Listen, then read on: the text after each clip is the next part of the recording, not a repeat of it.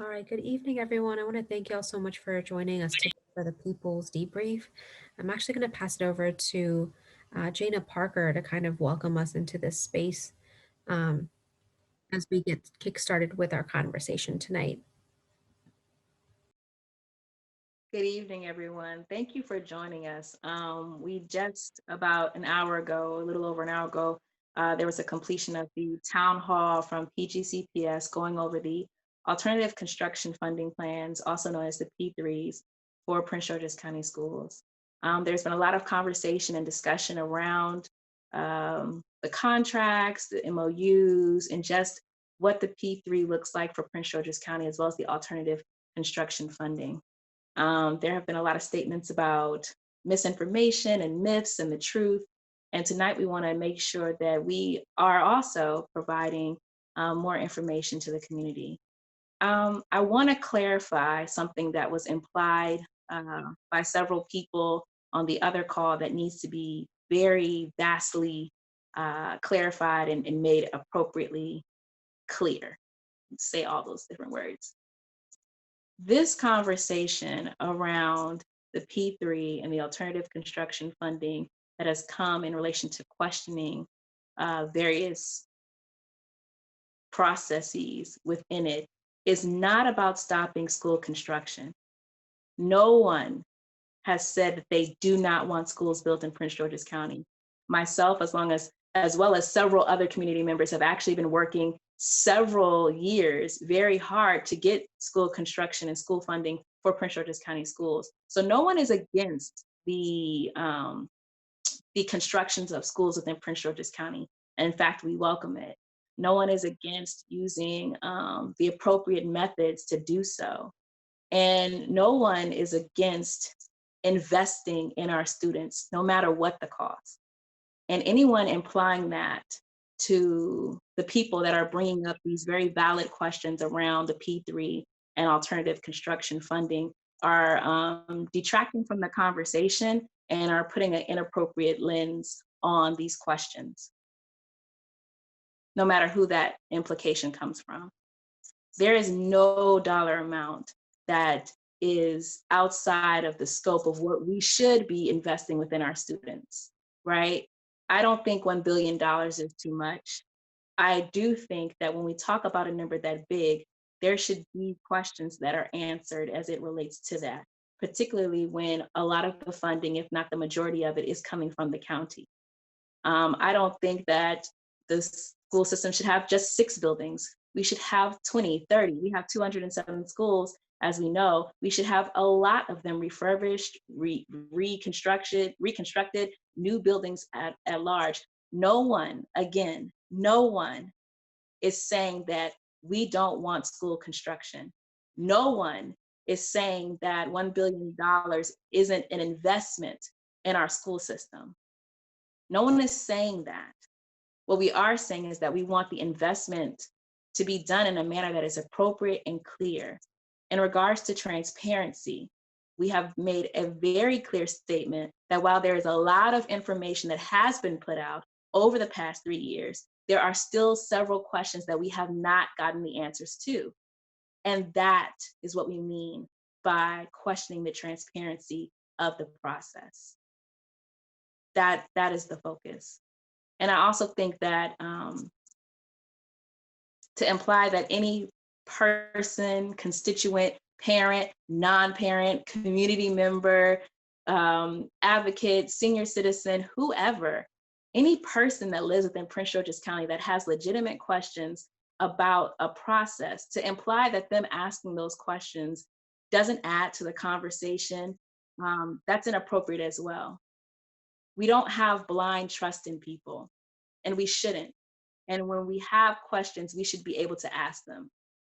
No one wants to take away from the work done by the county council, our county executive, or our wonderful superintendent or CEO of schools, Dr. Monica Golson. No one is taking away from their work. We are providing questions that still need to have answers. And hopefully this dialogue will prompt the answers of those questions to come forward in a manner that is positive and productive within the conversation. We are all working together to ensure that PGCPS, Prince George's County Public Schools, our students, our families, our community, and Prince George's County at large does what is best for all of our residents, all the communities, in a manner that is responsible and appropriate. No one should be discouraged discouraged from asking questions to achieve that goal. Thank you for joining us tonight, and we're going to go ahead and move forward with the conversation. Rahila.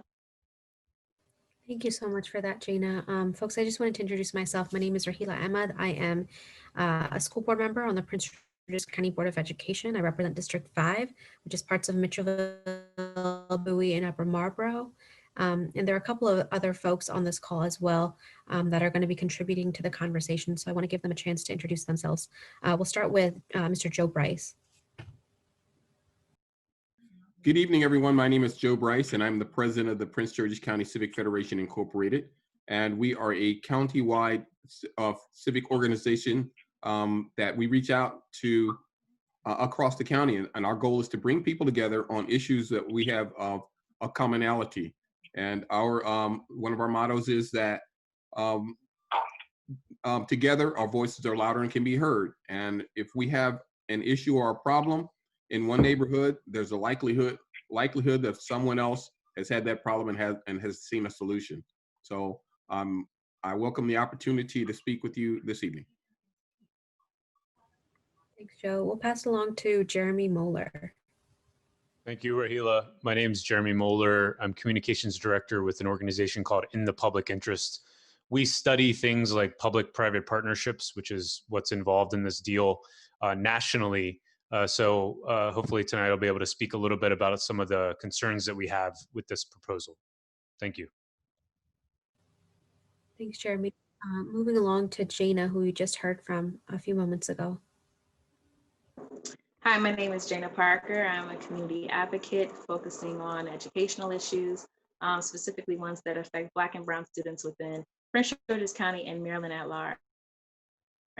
Thank you for allowing me to come on and speak. I'm a proud Prince George's County resident, and I did grow up in Prince George's County, graduated from the Prince George's County public school system, and I am a strong advocate for public schools. Thanks, Jana. Is Dave on at all?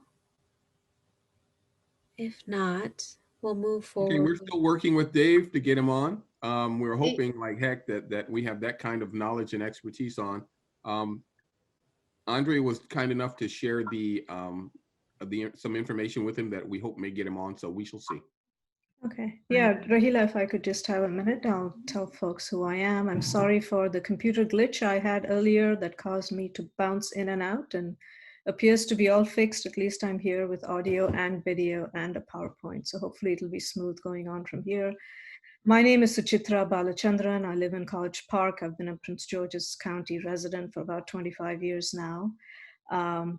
I am the chair of the steering committee of Our Revolution Prince George's, which is a progressive organization that works towards electing progressives and pushing progressive policies.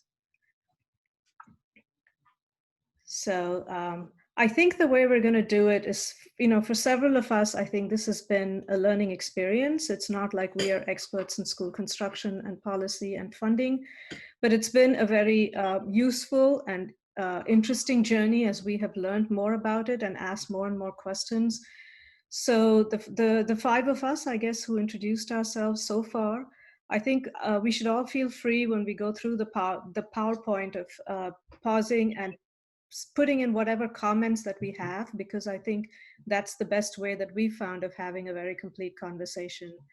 And that's what we hope this will be tonight. It'll be a complete conversation to the best of our ability on the P3 issue in Prince George's. So with that, let me try now without getting too muddled up again. I'll share my screen and then we can go from there.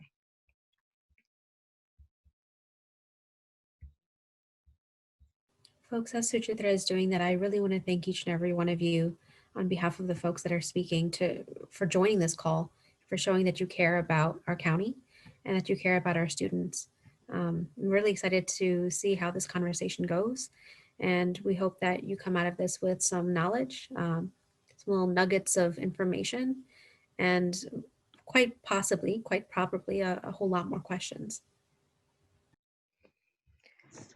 Right. So I think one of the things we want to discuss is why we are concerned about the PGCPS P3 program. And as Jeremy said, and this is from his slide that he presented in a very detailed webinar, which you'll find on YouTube. We can share the link later.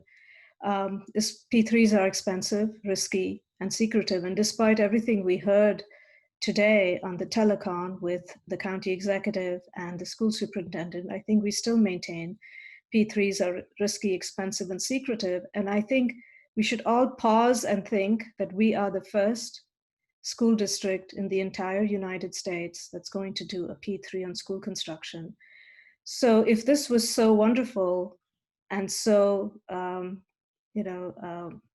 financially more viable than the traditional method of school construction, why are other jurisdictions not doing it? And I think that should give us some pause for thought. So Jeremy, if you want to step in and provide some sort of thoughts on these points that you raised earlier.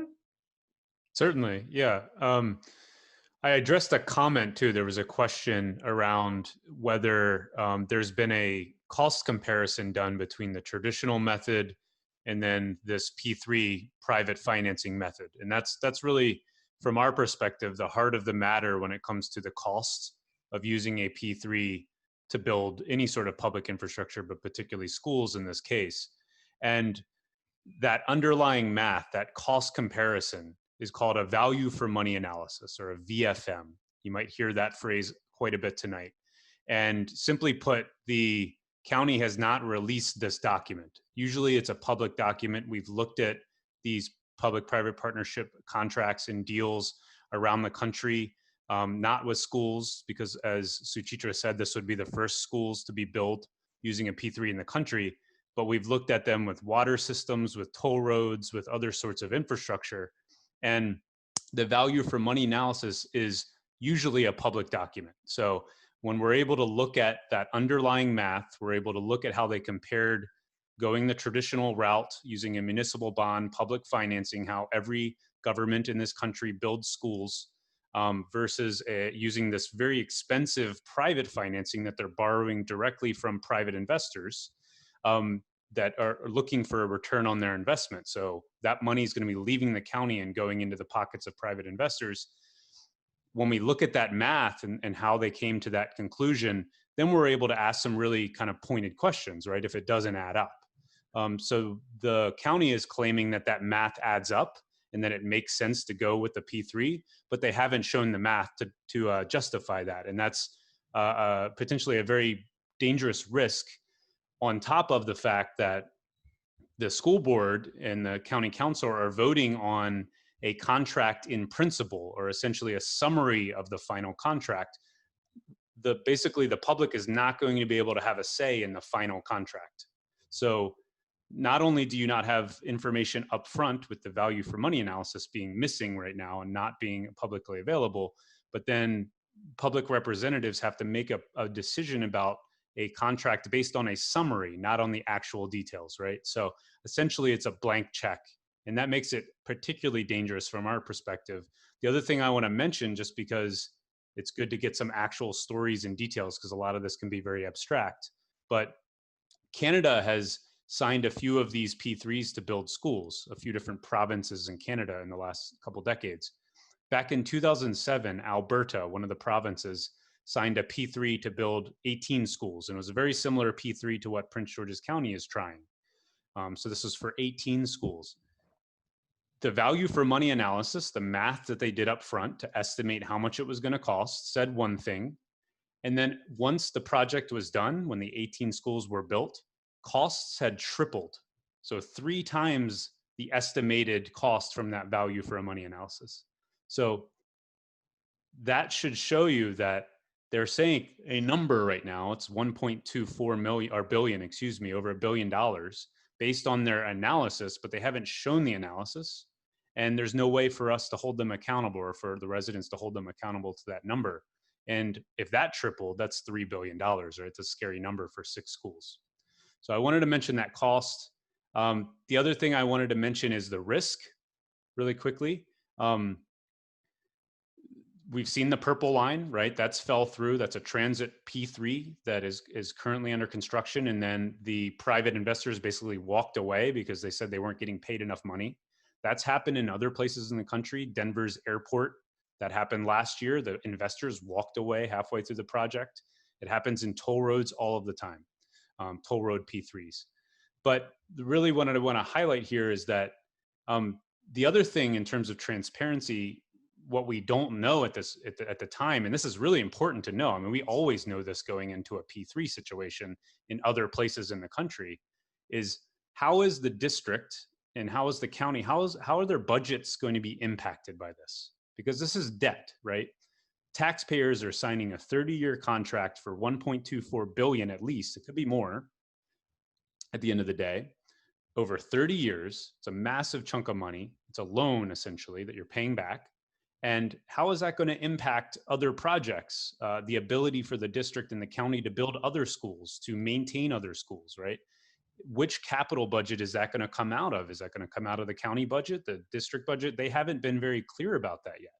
So that's a major red flag to me, because usually we know exactly what budget that's going to be coming out of, how it's going to impact it, what the risks are with that, and that goes into the calculation before the decision is made to sign a P3. But that's another blind spot going into basically a very fast decision that the school board has to make and the county council has to make on very limited information. And to me, this is particularly risky for a P3. P3s are already risky, but this one is particularly risky because of the lack of information. So Jeremy, I right just now. wanted to make a couple of points, and that one is, I think the school superintendent was clear in the telecon today that $10 million, $15 million was going to come from the capital program of the school system. And we know the other 15 million is going to be an additional amount of money that the county gives to the school system. So I think that portion of it is clear. But I think, what we have to remember is this P3 is not just for the construction of these 6 schools. It also includes the maintenance, the operation of these 6 schools, and the capital repair of these 6 schools for the next 30 years. And so if they were just doing the construction, then we would have a way of comparing apples to apples, because we're told that a school costs about $60 to $70 million to build a middle school. So if you're building 6 schools, let's say that's $400 million. The cost of this is $1.2 billion. So is the remaining money then for operations and capital repair? And is that where we want to put $800 million right now? Why is that the right focus versus, say, building 18 schools for the same debt, right? How are these decisions made? Is it that the private entity will only come to us if we also give them the operation and the maintenance for 30 years? Will they come if we only say we want a larger number of schools built? I think these are kind of useful questions to ask and address as we face the needs of 200 schools in the county. So I just wanted to move on. Does anybody have anything they want to add, Rahila or Jaina? I wanted to jump in real quick and speak about the value for money analysis a little bit that Jeremy had mentioned. I had spoken about this at our town hall last week, but I want to reiterate it, is that the school district did do a value for money analysis back in February of 2019 is when the board was presented on that value for money analysis. What we got was a summary PowerPoint, and that's what is presented publicly on the website. It doesn't have the details. It doesn't have the spreadsheets that Jeremy is talking about, and making sure that we know what goes into that analysis. And to my knowledge, that has not become public. So what we're talking about when, if you were to reach out to the school district or to other folks asking about this value for money analysis, and you get a response that says, we have one up and this is what it is, know that is a summary document. That is a PowerPoint document that does not include the spreadsheets. And it was done with It was not done with a specific set of schools in mind. They gave us a couple of options when they did the value for money analysis of this package of schools, this package of schools. The package of schools we're looking at, it was not one of those options. And it didn't account for some risk factors. The biggest one in today's day and age would be being COVID and the effect that COVID would have as a risk factor in that analysis. So I did want to bring up that point that there was a value for money analysis done. Um, the numbers and the spreadsheets, whatever that means, I can't speak to where that is or what that looks like in detail. But if you were to ask county officials, this is the type of response you may get.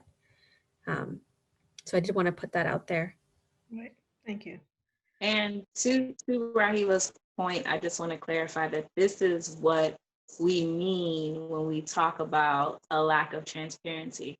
Again, it's not that information isn't being put out there, and it's not that information hasn't been put out there for the past 3 years. It's that there are specific things that we are asking for that delve deeper into the specifics of this particular contract or contracts that are becoming that have not been made available. I know that was a big thing about how there was transparency, the transparency that we are looking for that has not been provided yet.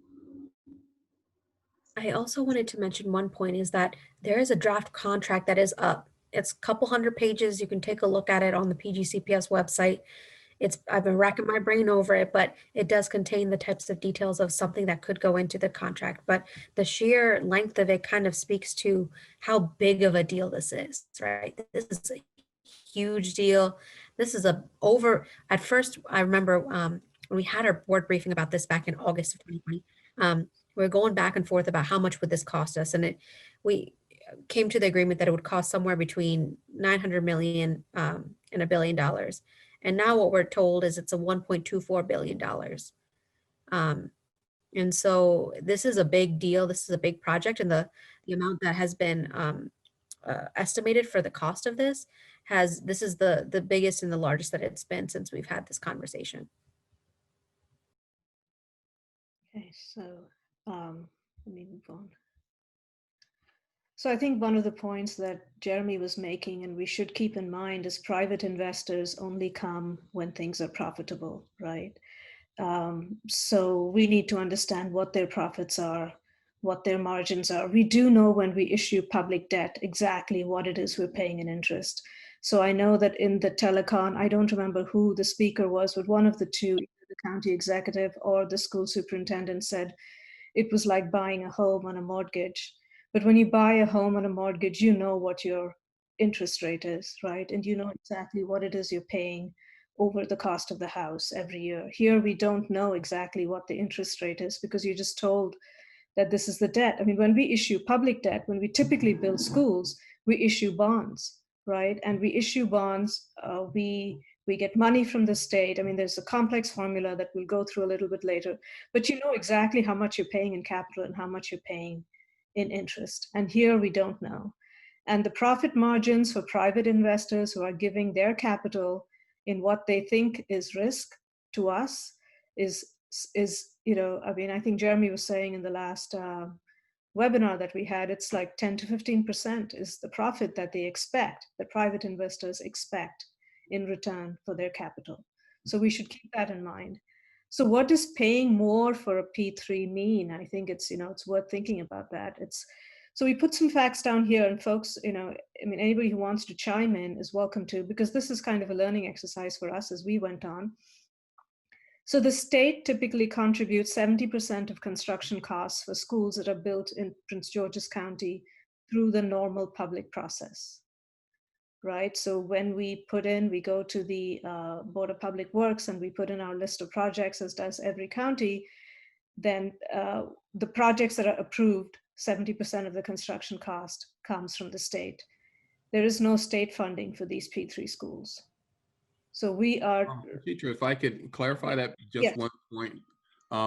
The state puts in 70% of what they feel the value on the actual cost of the school is. Yes.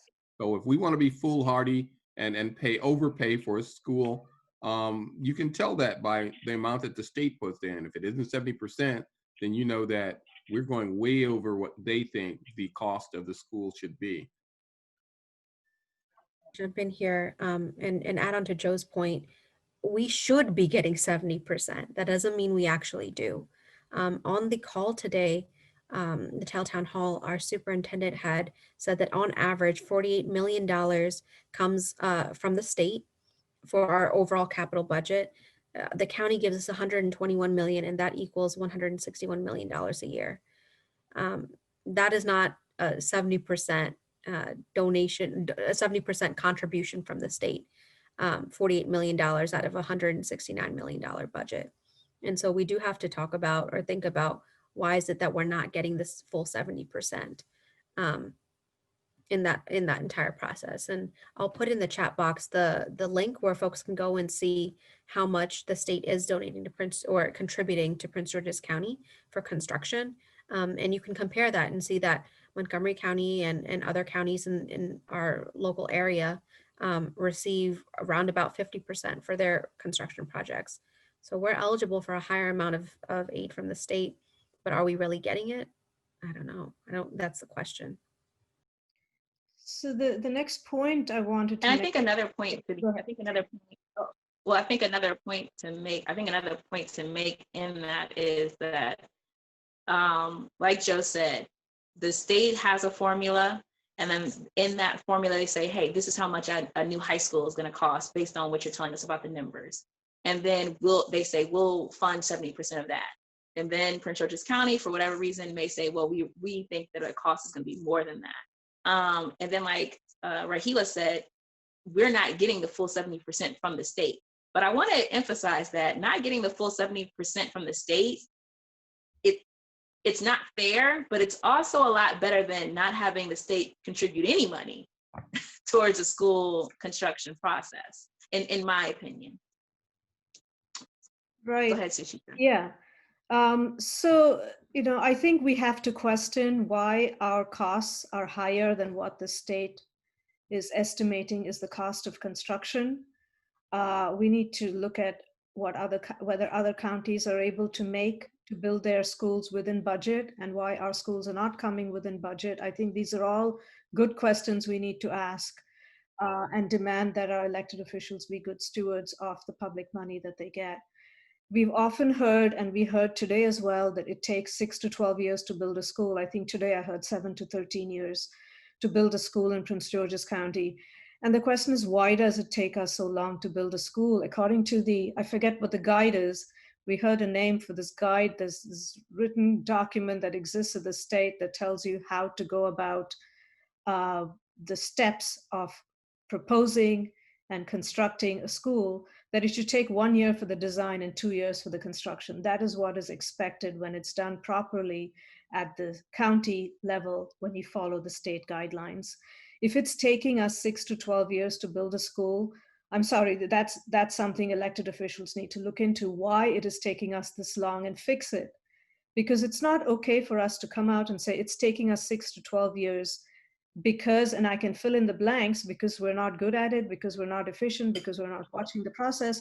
And somehow we're saying if we take this to a public entity, that they're going to do it for us when we are not watchful of how we do it. So if we don't have the ability to run a project, are we going to have the ability to supervise a project? And I think also, just to provide evidence, because there was a lot of statements about myths, and just want to clarify, a myth, first of all, a myth is a story, and it's an old traditional story. And we're not providing you myths, we're providing you facts. And so there is a public document that's available through PGCPS, and it talks about the new Adelphi Middle School, which is now in the P3 group. There was already a contract issued for this Adelphi Middle School in 2018 that reflects a 3-year design and construction process. So it was only going to take 3 years to do this new Adelphi Middle School anyway. The reason why it didn't go forth is because, and this was on the county side of it, the site that was picked was on a floodplain. And so a new site had to be picked. And when a new site had to be picked, the process was pulled, and now the new Adelphi Middle School is in this P3 group.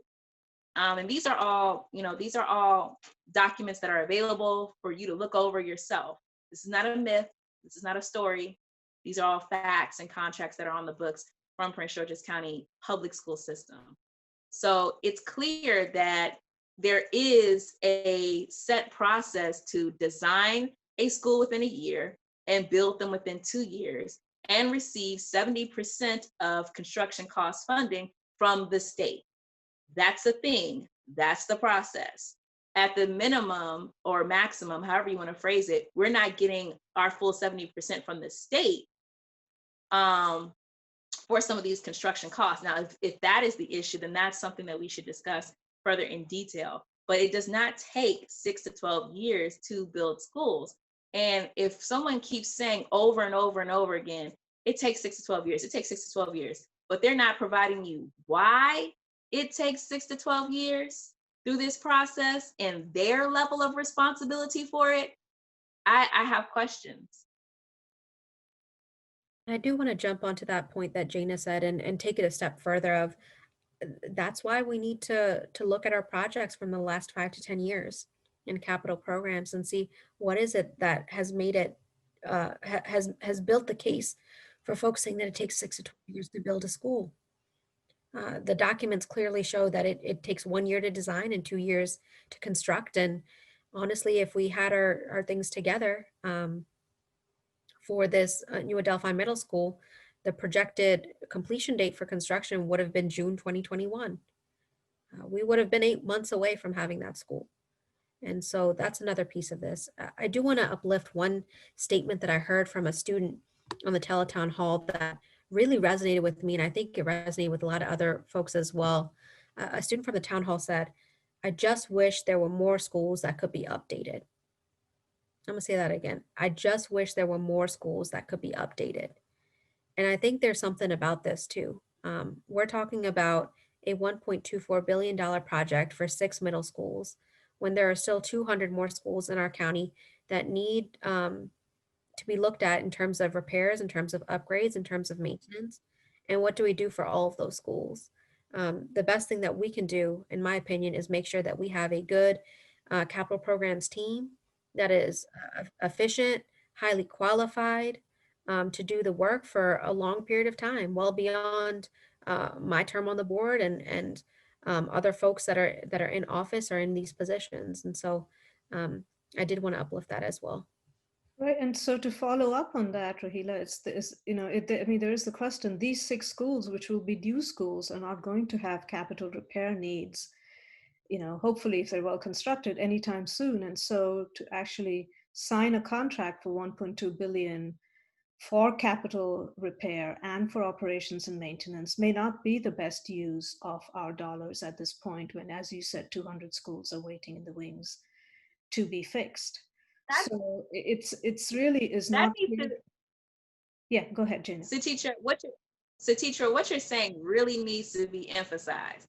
If we're paying for brand new schools, what is going to break down within the first 15 years or so? I'll even give it 15 years. That is going to cost $400 million worth of maintenance. That's a really big question, because the total cost of the schools is going to be somewhere around 200 million, and the rest of that 800 million is going to be for maintenance. What type of schools or what type of developers, what type of construction is being done to where we're going to need an additional $800 million worth of maintenance for these 6 brand new schools?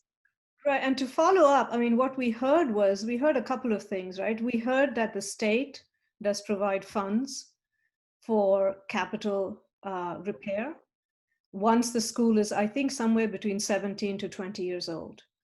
So if these schools reach the age of being 17 to 20 years, we can apply for capital repair funds, repair the roof, change the HVAC, whatever it is. And that would be a matching contribution. I don't know what the rate is, but there's a match the state gives for that. So instead of, again, utilizing that, we're going down the private route where we're saying we will pay for all of this.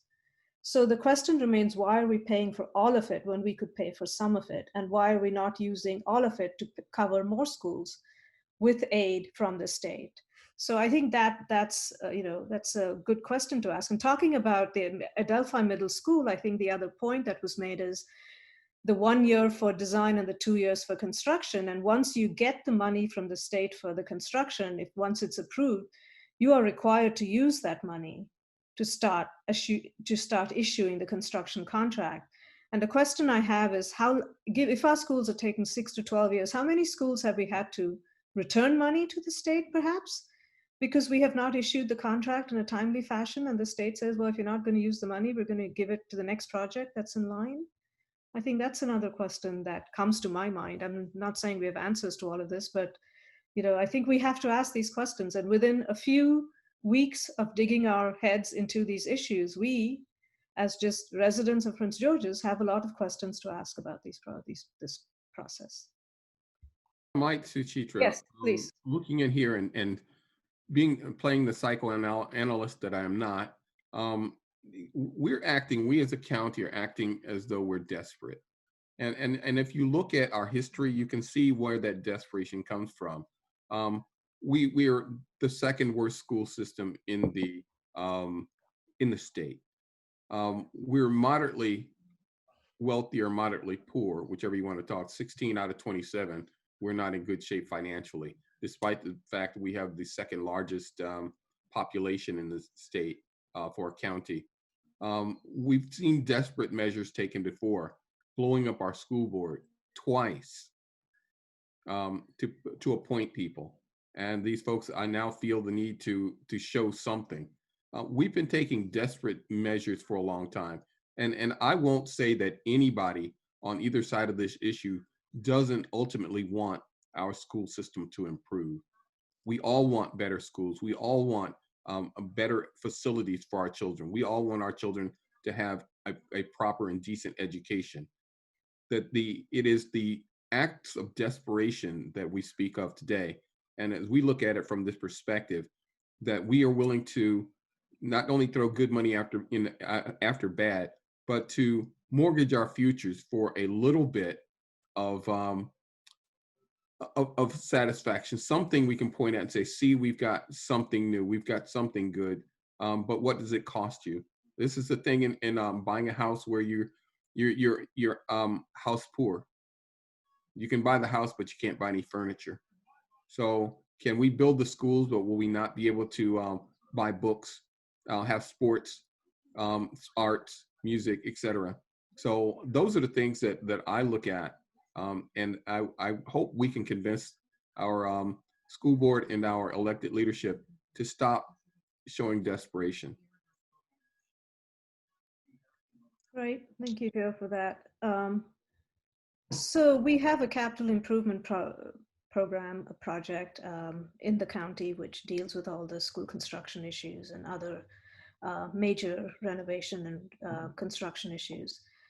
So dealing with schools, we learned an interesting phrase during the last week, and that's the word change order. So change order, and some of you may already know, is what you do to a contract after you've issued the contract and you say, I want something different in it, which is different from actually having that different piece already in your original contract when you bid it out. Because when you bid it out, it's part of the contract and you get a certain price for it. If you change it, you're kind of in the hands of the contractor who says, well, it's going to cost X, and you don't have that much negotiation room. So the state allows no more than 2% in change order expenses for a school construction project. In Prince George's County, there's large change orders, large. Some, we were told, as much as 40% of the construction cost. And this is not surprising because, I mean, look at what happened in the new Adelphi school, right? I mean, a design contract was let out before the site was finalized. It was a few $1 million to design that school in the wetland. And then I'm sure when you take it out of there and you put it into the P3, we're going to pay again for designing the same school somewhere else. So the county taxpayers, of course, bearing this additional cost. And the other thing is, these change orders are so frequent that the limit of the change order before a change order needs to come before the school board has been changed. It's been increased. So the smaller change orders, say 25,000, no longer come before the school board, and you have to have larger amounts before the school board gets a look at it. And so these changes are being, they're being done often, and they're being done, frequently. So one example was Central High. Do you want to speak to that, Rahila? Yeah, sure. I'll speak to that. Just last month, I want to say it was last month in September, we had a, let me go back further. Last year, we approved, the school board approved a $25 million contract to, for the HVAC system at Central High School. The contract that we approved was a guaranteed maximum price contract, a GMP. And that's exactly what it sounds, a guaranteed maximum price for the work that's being done. Last month, we received a change order on that contract in the amount of about $5 million for additional things that needed to be done. And it was approved by the board. A $5 million change order on a guaranteed maximum price contract that should not, that type of contract shouldn't have a change order. What should be happening is that project needs to go out and be bid. If it's additional stuff, it needs to go out and be bid and then come back so it can be competitively bid. And that's just not what happened. And so this is one example of a change order that's been done on a project. I would arguably say it was wrongfully done on that project because the original contract was a guaranteed maximum price, but it went through our system. It was approved by our board, and now this is what has happened. And I wanted to just speak to that very, very quickly since we're using analogy tonight. Imagine that you go to the car dealership and you buy a car for the price that you buy the car, $18,000. And that's the price that they said that you're going to pay for this car. Then they come back and say, oh, you owe us an additional $5,000 for this car, even though you've already signed a contract saying that you're only going to pay $18,000. And then they don't give you the car until you pay the additional $5,000, even though you already signed a contract for $18,000. That's. Thank you for putting it in those terms, Jana. I think that was really digestible. Can I add something to that, since I'm the Central High School board member? As I stated, Rahila, to you guys, Central is really not a good comparison of it. And what wasn't brought out, it's a lot more that's being added to Central High School for that money. If you guys want me to show you the project, I can actually show you the PowerPoint. And that's what was brought out. It's not just the basic of what's doing. They're doing a whole lot more to Central High School, and that's why that money was added. No, thank you for that, Ms. Queen. I think you should put it in the chat box so folks know, because I think that's important to note. Well, I know Janine was on the call. So I mean, the PTA president was on the call. And you guys can see some of the things. And I actually sent the PowerPoint presentation to. I'm sure she has it as a PTA president. I sent it to her, but it's a lot more. So if you guys know, Central High School is old. It needs to be a new school. Money was put in there by the county council and delegates years ago, and they overlooked Central High School for several years. I mean, I can actually, if you want to see the presentation, I can show you guys the pipes, how rusty, how green, and how so much was done. But they're not just doing the HVAC, which was just put in there. They're doing all the windows. They're not just painting all the school. They're actually fixing the school up. They're making the school more technology up to today's technology. They're adding a little bit more, so when the kids go back to school, they won't say that, hey, we've been at Fallsville for 2 years and all y'all did was the HVAC. They're doing a whole lot more. This school is almost, even though it's an old school and the building was not being done, when they come back, they're gonna see a whole lot more to this school, and that's why that money was added. But just to be clear, I don't think, and Mrs. Queen, you know, you're my favorite queen. I don't think that we're arguing that money wasn't, that those upgrades were not necessary to Central High School. And I don't think that we're arguing that more needed to be done to Central High School. I think the point was that there was something wrong in the CIP process, and just even in analyzing Central High School to begin with, to where there was a guaranteed contract for $25 million when more work than that needed to be done. And then they had to come back and say, yes, this work is imperative, so you're gonna have to give us $5 million more, even though we already have this guaranteed contract. So it's not well, like, actually the work wasn't imperative. The work was added on by the community. When I say it wasn't, I mean, like for instance, I mean, it really they could have went in there with the old lights, just like you have old lights in your house. But we wanted where now is the updated lights where they turn in and off. We wanted where the kids have the updates. So it's new things that's being done. It's not work that was imperative. So let me help you understand it.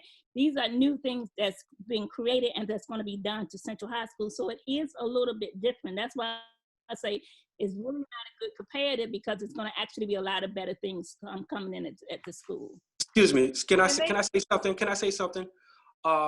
Those things, all those new things that you're saying that's happening at Central High School, that is considered a change order. Every little thing you guys keep changing, every little thing you keep doing, they're going to keep adding on money and knocking the project back. Things should have been done and locked down way before this. All these extra change orders, they are robbing us, taking our money, and they're trying to get the, I don't know who's going to own the land of the school. That's a question I want to know. Who's going to, how many percentage of what percentage of the companies going to own? Because it's private. I think I put it in the chat. We will still own the land. Yeah, we will still. Yeah, we'll still. So Prince, just to clarify, Prince George's County will still own the land. Like, we own the land, and we're the payment back is for the work that's being done, the construction as well as the maintenance. Okay. What about the curriculum? Who is Prince George's County responsible for? Are the people responsible for the curriculum to teach our kids? Yes. Yeah, Prince George's County is responsible for that. This is specifically about the P3 and the ACF, which are connected in relation to alternating construction funding. And then just to kind of end the conversation, around Central High School, again, no one is saying that the work in Central High School shouldn't be done. And Mrs. Queen, I was at several of those meetings for Central High School with you. I sat and listened to all of that from the community as it relates to what they were talking about. What I am saying is that, as it was already made clear. I have one more question before you. I'm sorry. I apologize for cutting you off. I'm gonna finish my statement. Hold on. I'm gonna ask you this question. I'm gonna finish my statement. Okay, go ahead. Go right in. Okay. So all of the work that's being done in relation to Central High School it's very imperative, but we're talking about the process that led up to that. When I was in the meetings, as I understood it, they did this first thing. They were saying, oh, the HVAC needs to be done. And then they found out all this other stuff needed to be done, even though that should have came out when we first did the guarantee work. That's all we're saying, Mrs. Queen, and that it needs to be done. That's cool. That's not an issue. That needs to be done. But there should have been more details in the construction process, as this young man brought up initially. And what's your question, sir? Okay. So is this deal that we're making, is it already done, or are we voting on it? So I can answer that question. There will be a vote of the board on this on Wednesday. Mm-hmm.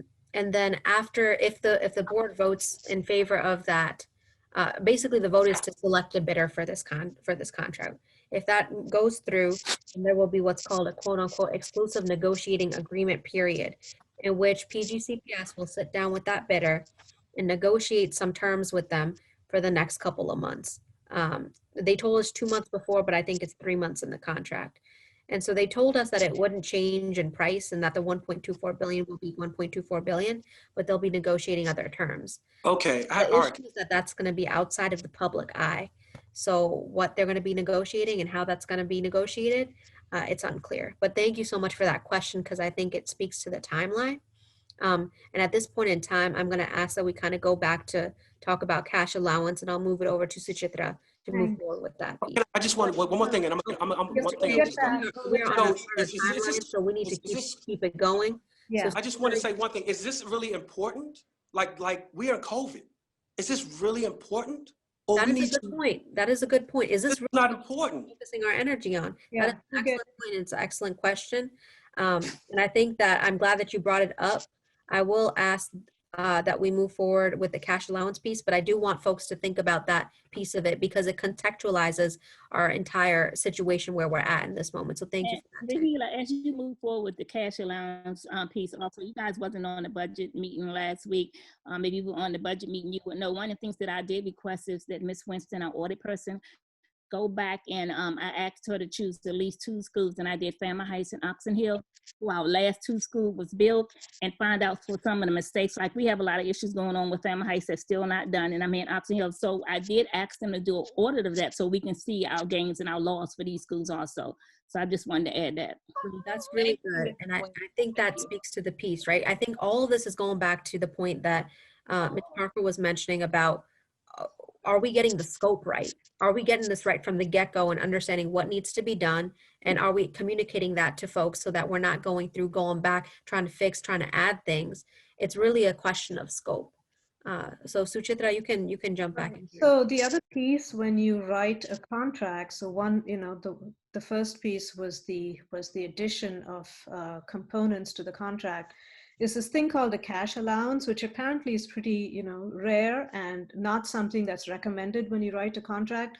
It's like a slush fund. So if, for instance, a project costs $24 million, you say, well, there's a cash allowance of $2 million. We're just putting in here in case you need, you overrun costs, in case you need it for something.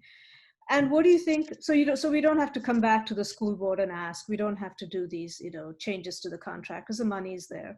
So if we have a cash allowance inside a contract, do you think the contractor is going to use it, or do you think he's going to say, oh, I didn't need it, here, have it back, right? I mean, so that's why it's not good practice to do this, but we do this. And so in so many ways, I think money is bleeding from our capital program, and we need to figure out where that money is going and why. And so basically we're saying fix the system. Don't say it takes us 6 to 12 years to build a school, so we're going the private route. Find out why and make it work. If we don't have the right staff, if we don't have the right expertise, we need to go and hire the right staff and the right expertise so we are able to run the program correctly like other counties do. And we're calling for an independent audit. As you said, Ms. Queen, we're calling for an independent audit of CIP projects. For the last however many years, the board thinks is essential. I don't know the rate at which projects move. So we can actually get our hands around this and somebody tell us what to do. I mean, after all, the Blue Ribbon Commission in Prince George's, the first recommendation they said is we need to have an independent office of the Inspector General. Why do we not have an independent office of the Inspector General, right? I mean, if we are, as Joe said, a poor county, we should be even more careful with all our tax dollars. I mean, they're coming from hardworking people, and we need to show that we are taking good care and we're good stewards of the money that we do collect. So, I mean, as I said, our elected officials should not be proud of the fact that we take 13 years to complete our school construction projects. They need to fix it. And they shouldn't expect that corporate contracts will fix it, because as various people said before, if we are desperate government, we will still be taken advantage of. And we have to make sure that we're not being taken advantage of. I think I'm going to pass it on to Rahila or Jaina or Joe, if you have some thoughts. This might sort of be towards the end of the slideshow. Well, we have Dave on finally. Dave, can you hear us and can you speak? I'm not sure, but Dave is our vice president and for the Federation, and we have a couple of people who have been advocates and So let me just finish then. I mean, we were talking about what are the alternatives, right? People always say, what are the alternatives? If you don't like it, what would you do? And I think other counties sometimes forward fund construction projects. Okay, I have a real delay here, but I'm going to try to talk. So the forward funding of construction projects means that people have to realize that the school district may be on the hook for the entire amount of this contract. The county board, county council, yesterday passed this resolution that approves the MOU. Right. Can you hear me at all? Your audio is not good, Dave. It's very bubbly. We can hear you, Dave. Keep talking. Okay. It says in the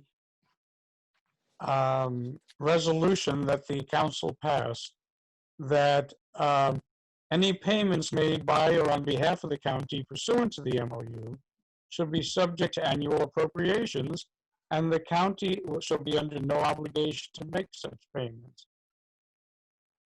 So there is no obligation on the part of the county to pay anything towards these schools. They may pay it, they may not. And if they do pay it, they're paying it through the operations part of the budget, which is not supposed to be used for capital improvement. And if they don't pay it, guess where the money comes from? It comes out of the classrooms. And that's the same sort of thing that was going to happen with Washington Plaza. And you know all the scandals that happened with that. We shouldn't be financing any part of capital improvement through the operations. And there's no guarantee from the council, even if they fund this, that they will add that amount to the maintenance of effort from previous years. So I think there is no protection whatsoever for the budget for our classrooms and for teaching our children.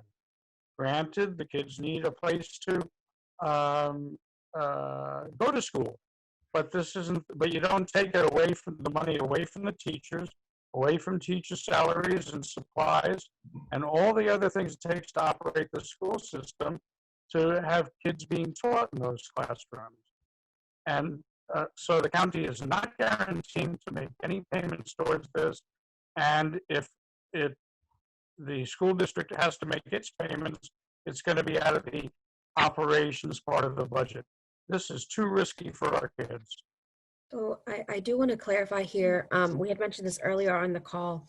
At the teletown hall today, the officials that were on the call confirmed that it would the funding would be coming from the capital budget, not the operating budget. So I want to make that very clear.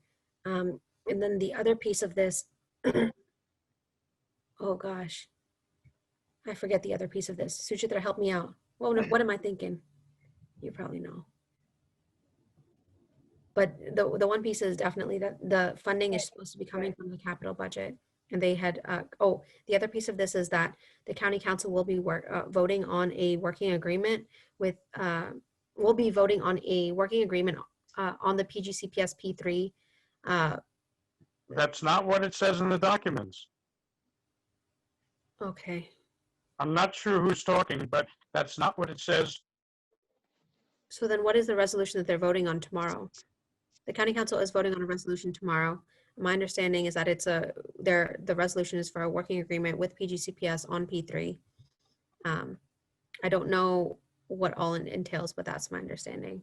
I can look for it and put it in the chat box for folks to make. So we'll get to that. Yeah, we'll get to that as a piece of homework. But I also want to point out, Rahila, Suchicha, based on what Dave said, and then based on the information given at the town hall with the county executive, I think that highlights kind of another set of why. But it does not include any appropriations. Right. I think that include appropriations. Right. I think that's why that's another question of transparency, because when you read over the document, it gives a different picture and lens of what is being voted on and being voted through than what is being said is going to be done. So. Right. So, I mean, we were looking, we're often asked, so what do you suggest we do? And, other counties, and we can look into our affordability and our bond rating, they forward fund construction programs where they issue bonds in advance and then retrieve the money from the state when the state has the ability to give them exactly right the percentage that is owed to them. I mean, again, it is still not clear to us how these payments, I mean, how the debt that would be taken for the P3 for the construction of the schools will not show up in the books of any entity.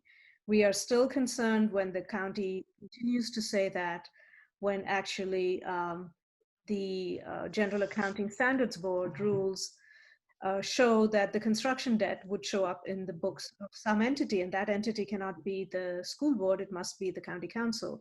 So if we're already having that debt show up in our books, why would we not issue that debt with our AAA bond rating at a much lower interest rate? So these are all kind of issues that are of concern. I'm going to sort of stop sharing my slide. I think we'll come back to that later. So I'll stop sharing it so we can see each other better now in the chat, at least I can. And should we take questions now, Rahila? What is the... Before you take questions, I do want to address a couple of things because they were said in relation to an op-ed that was put in the Washington Post surrounding the P3. I want to just quickly address some of those things. What was said in the op-ed was that the process takes typically 10 to 12 years. As we stated earlier in this presentation, from the state level and the county level, it should take no more than 3 years. So when people talk about this 12-year timeline, I think we need to question, why are you guys saying that there's a 12-year timeline, and provide specifics around what the breakdown is when the county and the state are saying that it usually only takes 3 years versus you saying that it takes 12. There was the other statement of a design build reserve account will be in place for the developers to access should there be cost overruns or unforeseen changes. This is not additional money. It has been built into their available payment. So it sounds like we're giving cash advances to developers for them to do what they will if unused for contingencies. That's concerning because it's like we are feeding the bottom line unchecked, right? There was another statement from the op-ed. Just one moment. No, go ahead. Yeah, I just wanted to clarify for folks what Jane is talking about right now is the op-ed that was written by our county executive and posted in the Washington Post online today. That is the specific op-ed that is being referred to. Go ahead, Ms. Parker. Yeah, and these quotes are directly from that op-ed. The developer will be subjected to liquidated damages for each day that they are delayed. So specifically in relation to those liquidated damages, there's a $1 million cap per school per a board briefing on August 2020. That's less than 1% of the actual contract amount. So that's, yes, there's a penalty, but the penalty is less than 1% of the amount. Another statement that came from the op-ed was PGCPS doesn't make a single payment until 50% of the total design building costs have been spent by the developer. Yes, but per page 21 of the RFP, once we hit, and again, these aren't myths, these from documents that were put out from PGCPS. So can't be myths if you put them out. But per the RFP on page 21 from the RFP, once we hit 50%, we will be paying $15 million as a progress payment for the project, plus another $5 million per school as milestone payments. That's $45 million out the gate before any of the schools are completed. Another thing that was said was the underlying intent for the public-private partnership is and has been available for public review online for the last year. As we said before, we're not saying that there hasn't been information available. We're saying that specific questions around specific information hasn't been available. So like, for example, in relation to that statement, the board and council have had briefings of this over the years, but the RFP has changed 5 times between November 2019 and August 2020. It says so on the first page of the RFP. What has changed and why? That hasn't been clarified within the public. Details matter in deals like this, right? And the details have only recently came through for the public to truly understand. Also, a full, up-to-date value for money analysis has still not been made available to the public. And the final statement that was made that I just wanted to kind of highlight and address, the final 2 statements that came from the op-ed was, people have spoken out against this plan, disseminating information to confuse the public, offering no alternative ideas and adding little to the conversation. As I stated at the beginning of this call, to say that constituents, taxpayers, parents, community members, community advocates that consistently work for the community do not contribute to this conversation and have not added, given alternative ideas when they have consistently provided alternative ideas to the P3 and public funding process is disingenuous, and that's not true. I'm not going to use the term myth because that would be using it out of context. So that's just not true. And the information that we have disseminated has all been information that you can fact check. What we've asked is questions that we still don't have the answer to. And the other one was the people of Prince George's County don't want political grandstanding, excuses, or bureaucracy. They want us to deliver on the promises that we made. There were several promises made when people ran for office that still have not been delivered on. And we don't have to talk about that in depth, but I know that there was a promise at several of the public debates that I heard, and where the county executive stated that she was going to turn the school board back over to a fully elected board. Still waiting on that promise to be delivered. But going back to this particular statement, alternatives were forward funding, audit the capital programs, get the best and brightest to be over the capital program. And, you know, it's just, we can have a conversation without implying that the other parties on the other side of this conversation are against things that would be the betterment for the county. I don't believe that the county executive wants the worst for the county. I believe she wants the best. And I believe she is attempting to go through that through this process. I believe that she wants to build schools within Prince George's County. We just disagree with the process as it is, based on the information that we're requesting that we still haven't gotten the answers to. There's no political grandstanding from people who don't want political office. I'm not running. I think, can I say something? Yeah, just And I wanted to think make that one point. And I think that should be the point. But I'm going to let Sachicha speak now. Go ahead. Yeah, as Dana finishes, I want to make one provocative point, and that is, here we are complaining that Trump and the Republicans are trying to stack the Supreme Court and pushing in a Supreme Court nomination weeks before the election. And my question is, why are we pushing through this large P3 partnership Exactly. before a school board election is on its way, and leaving this mess for the next school board to deal with? I think we ought to wait. If we have, Yeah. we are exercising the same, point of view, we ought to wait until November 3rd. We ought to see who is coming in. There's nothing, I think it was you, Tay, who talked about COVID. There's so many, we so don't many know things what the important. revenue, we don't know what the revenue of the county is going to be. Is Right, this we need to time slow to down. enter into such a big contract that nobody else in the US has entered into? We need to stop the board from voting on this, and we need everybody to get involved, and we need to stop them. We need to make them feel uncomfortable. They should not vote on this. We got other things to worry about in our county. This is not important. This is a distraction. Come on, y'all, let's get it together. Okay. I think this is a perfect time, Rahila, to take just a few questions from the audience. We've gone over our time.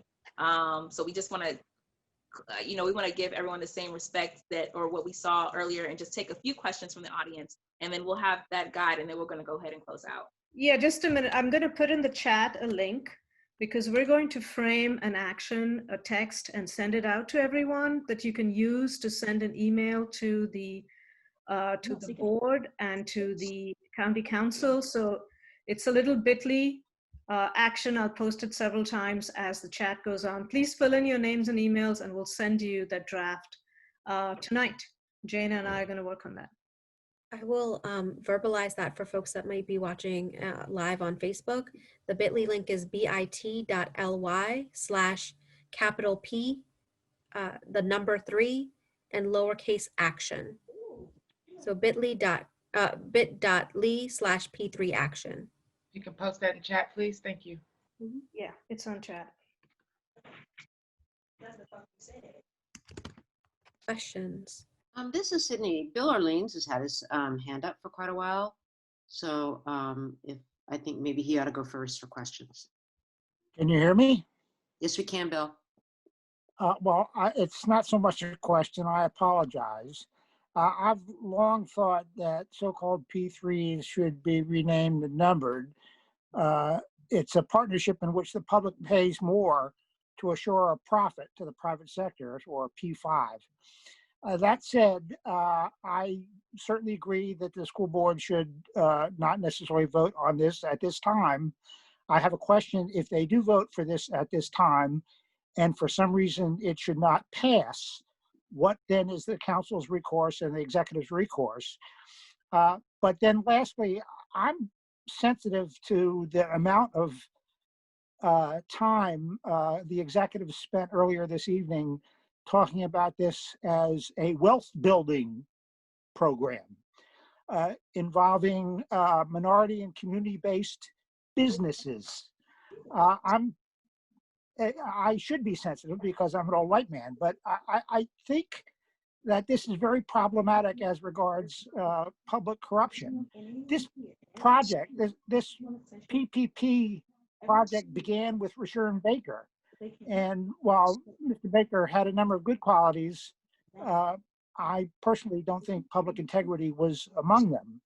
And so I would suggest and ask if Suchitra and the others whose names I don't know as well would investigate or consider the consequences of this so-called P3 project going forward and the lack of possible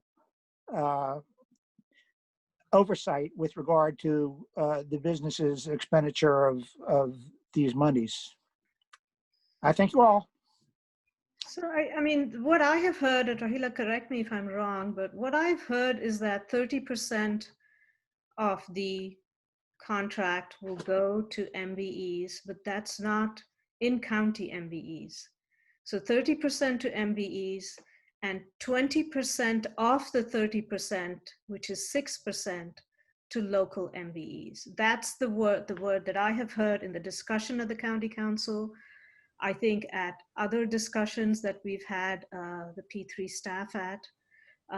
Could you speak to that, Rahila? Are we at 6% for local MBEs?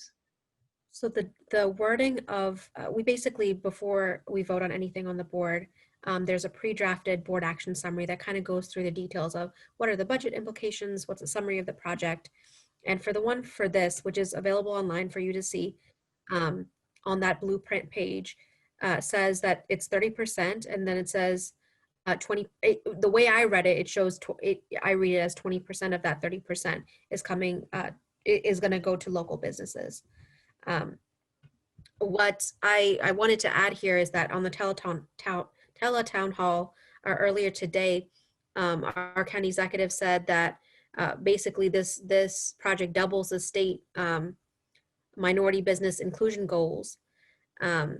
I wanted to provide some context on that. So I had spoken to a long-serving member of our community, long-standing member of our community, who was a part of setting the minority business goals back in 1978, and that was set at 10%. And so what we're doing now is 20% for local businesses, and overarching 30%. And my question is that enough? Over the course of 40 plus years, is increasing it by 10% or 20%, depending on how you look at it, is that enough of an increase for folks, and does that make sense? So I did want to put that out there. I did want to also talk very briefly about a comment that was made about big businesses by our county executive at the earlier teletown hall. Basically, a member of the Chamber of Commerce talked about return on investment and the economic impact of this deal. And a comment that was made was that companies like Amazon ask us about our schools, and they want to know what we're investing in our schools and that we have good schools. That was the general sentiment. And I think that that's a problematic mindset to have in our leaders, because we shouldn't be catering to big businesses. We should be catering to our people. And I wanted to vocalize that on this call tonight.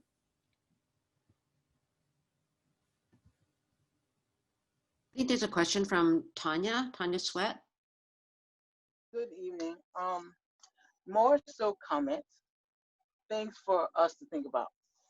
First and foremost, I have a child at Acton Academy, and I have a son who graduated from Oxon Hill by way of Acton Academy.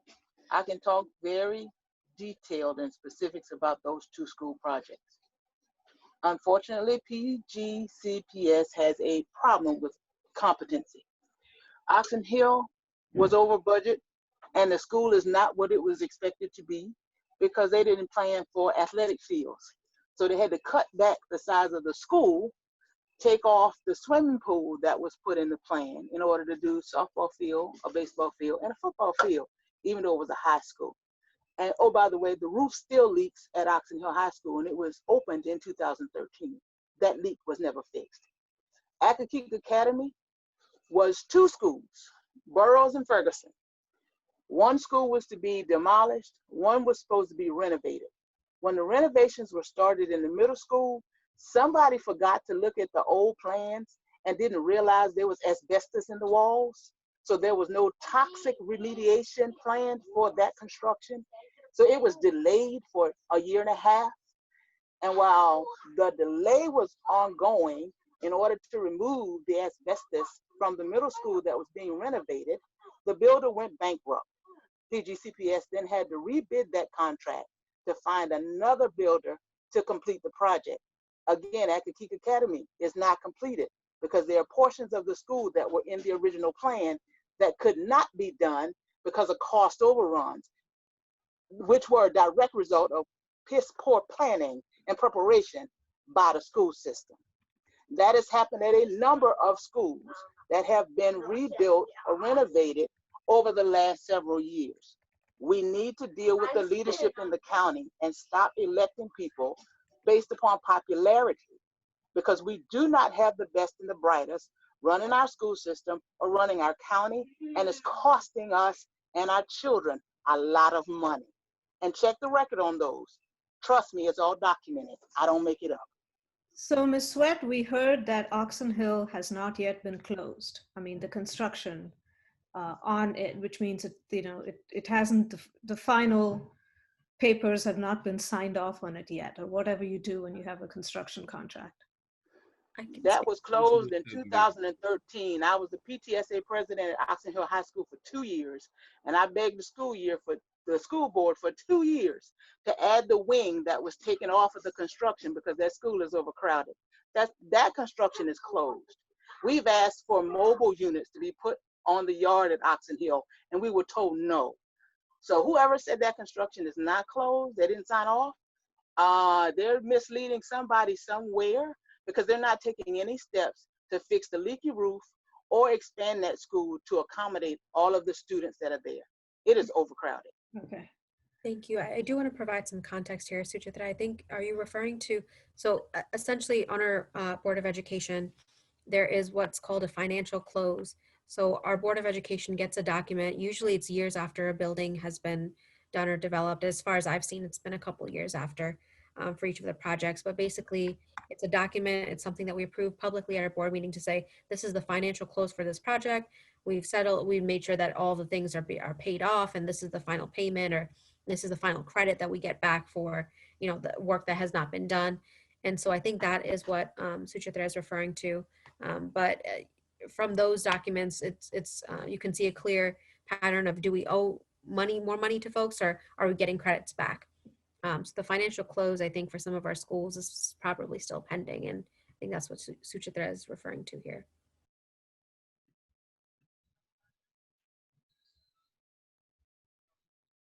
So do we have any other questions? I did want to say something to earlier to Rahila's point about catering to big businesses in relation to our school system. I just wanted to proffer my opinion very quickly. I do think that it's important to invest in our school systems, and I think that that investment should have a lens of how to build up and sustain a community at large, because we all know that a school system is the foundation for any area, right? But to Rahila's point, the building up of the school system should not be specifically and only under the lens of how a big business should be attracted to that area. It should be under the focus of how can we make the school system the best for our constituents and for all the people who live around here, to uplift the community at large. And then a byproduct of that would be big businesses coming to this area because of that sort of school system. And I think that was kind of the emphasis that we wanted to go there. And just wanted to add that clarifying point. Yeah, I want to say something. Yeah, I agree with you. That's it's very important. We want those businesses to come here, but at the same time, this is not the time to be talking about it. There is way more important things in our lives. Hello, yeah, there's way more important things in our lives that need more attention. Say no to this. Keep moving. I'm looking at my ballot right now that we want to borrow more money and then give half the money to the private industry through the schools. That makes no sense, people. Let's say no to this, move on, and get things straight. All right, good night. Thank you. I think on that note, if we don't have any more questions, I think I'm going to urge everybody to please stay tuned for draft email. If you've already got all the material that you think you want to write a letter to the school board and ask them to hold off until their new colleagues get elected, and take their seats. I think that gives us a little more time for all of us to think about this and to figure out where the county should go. Somebody want to have any final thoughts and close up?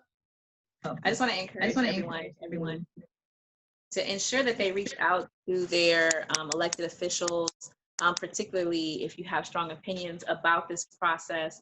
Reach out to your elected officials, including the county executive, as well as the county council, and specifically your county council district person, and the 2 at-large members, which I believe are County Council Member Calvin Hawkins and County Council Member Mel Franklin. They are the at-large members, and they're members for the whole Prince George's County, but specifically your district as well. And just express your thoughts and concerns about this project. I know that both of those offices, as well as the rest of the offices of the County Council people, are very responsive, as well they should be. And just, let your voice be heard, and then ask questions that you should receive valid answers to. It's not inappropriate, it's not crazy, it's not divisive to say as a constituent, if you are doing this project, then I would like these answers to this project that directly affects me. There's nothing wrong with doing that, and it's inappropriate for any elected official to imply such at any point in time. We thank you for your time this evening. Let's get going. Let's get active. Thank you very much. Thank you.